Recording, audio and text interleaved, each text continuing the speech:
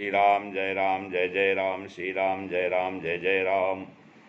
ज्योतिष शास्त्र की चर्चा क्रम में आज जो है धन योग के संबंध में चर्चा किया जा रहा है, क्योंकि लौकिक संसार में धन तो प्रधान है। धनात् धर्मः तथा सुखम, क्योंकि धन से ही धर्म होता है। धन आ जाए तो धर्म करना चाहिए, तो धन से धर्म और फिर धर्म से धन।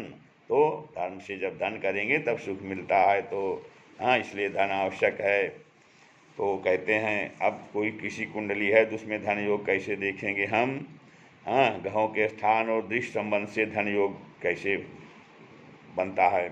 ये ग्रहा धर्मप बुद्धिपाभ्याम युक्ता से दृष्टा से सुख प्रदास्ते रंधेश्वरादि व्ययपैर्युता शोक प्रदा मारक नायक। कहते हैं कि नवमेश और पंचमेश से युक्त या दृष्ट कोई भी ग्रह शुभ फलदायक होता है।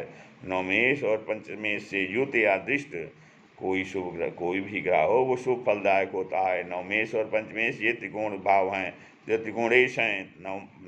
लग्न नवम और पंचम ये त्रिकोण भाव है। फिर लग्न तो केंद्र और त्रिकोण दोनों में गिना जाता है। पंचम और नवम शुद्ध रूप से ये त्रिकोण भाव हैं। तो नवमेश और त्रिकोणेश मतलब नवमेश और पंचमेश से कोई ग्रह युत हो, संयुक्त हो, साथ बैठा हो या उससे दृष्ट हो तो वो शुभ फलदायी होता है। और फिर कहते हैं खष्ट अष्टम और व्यय के स्वामी और मार्गेश से युत या दृष्ट ग्रह से सुफल की आशा नहीं करनी चाहिए। अब ये तो कहते हैं इससे सुफल होगा, और सुफल की आशा कहाँ नहीं होगी। छठे आठवें और 12वें भाग में स्वामी अथवा मार्केश से युक्त और दृष्ट ग्रह हो तो उससे सुफल की आशा नहीं करनी चाहिए। फिर आगे कहते हैं क्रूर सौम्या विभागेने स्वस्थानादि सात तथा साहचर्याच योगानाम धन योगान प्रकल्पयेत। कहते हैं अपने स्थान वश के योगों तथा पाप शुभों के स्थान स्थित वश उनके परस्पर के संबंधों से धन प्राप्ति योग कारक विचारना चाहिए। फिर आगे कहते हैं कि धर्म स्थाने गुरुक्षेत्रे गुरु शुक्रयुते तया तथा पंचमाधिपयुक्ते वा बहुद्रव्यस्य नायका।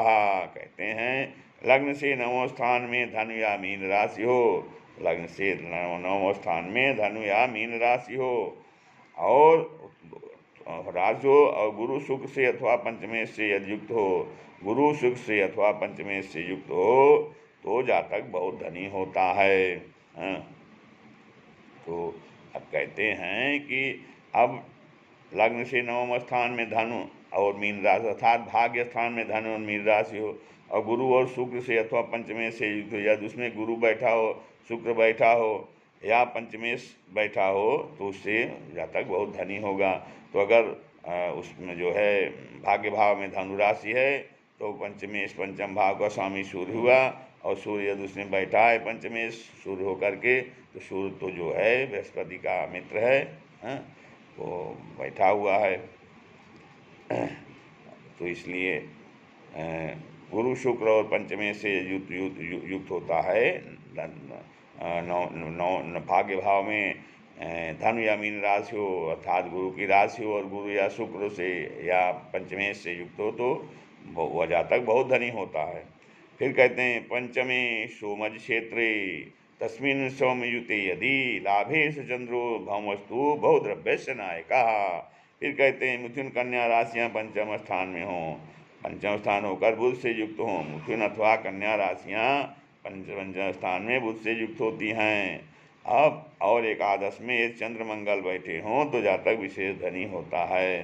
तो जब मिथुन पंचम भाव में बुध बैठा हो और वहाँ जो है वो मिथुन कन्या राशि अर्थात बुध पंचम भाव में स्वरास्थित हो और एकादश भाव से चंद्र और मंगल से दृष्ट हो तो वह जातक विशेष धनी होता है। फिर कहते हैं पंचमे तो भृक्षेत्रे तस्मिन् शुक्रे समो मजे लाभे शनश्चर्युते बहुद्रव्यस्य नायका। कहते हैं पंचम भाव में बुध या तुला राशि में, बुध पंचम भाव में वृक्ष या तुला राशि में बुध सहित शुक्र हो, पंचम भाव में वृक्ष या तुला राशि में अर्थात शुक्र की राशि में बुध सहित शुक्र हो तथा एकादश में यदि शनि ग्रह हो तो विशेष धनी होता है। तो बुध शुक्र और शनि आपस में मित्र हैं, आपस में एक इनका युति है। तो बुध शुक्र बैठे हैं शुक्र की राशि में, और जो है शनि से दिष्ट हैं, तो शनि एकादश भाव से देख रहा है। एकादश भाव लाभ भाव है, एकादश भाव में बैठ करके देख रहा है शनि, तो विशेष शुभ होता है। पंचमे तो रवि क्षेत्र तस्मिन रवि तो यदि लाभे देवेंद्र पूज्य तू बहुत द्रव्यस्य नायका। कहते हैं मेष लग्न से पंचम सिंह राशिगत सूर्य, मेष पंचम भाव में सिंह राशि हो और सूर्य और बृहस्पति 11वें हों तो जातक बहुत धनी होता है। अर्थात सूर्य बृहस्पति से दृष्ट हो पंचम भाव में सिंह राशि हो और सूर्य और बृहस्पति से दृष्ट हो तो जातक विशेष धनी होता है। फिर पंचमे तो शनि क्षेत्रे तस्मिन सूर्य संयुते लाभे सात्मज्युति बहुत द्रव्यस्य नायका। लाभे से पंचम में स्वगृही शनि होने से जातक जो है विशेष धन संपन्न होता है। श्री राम जय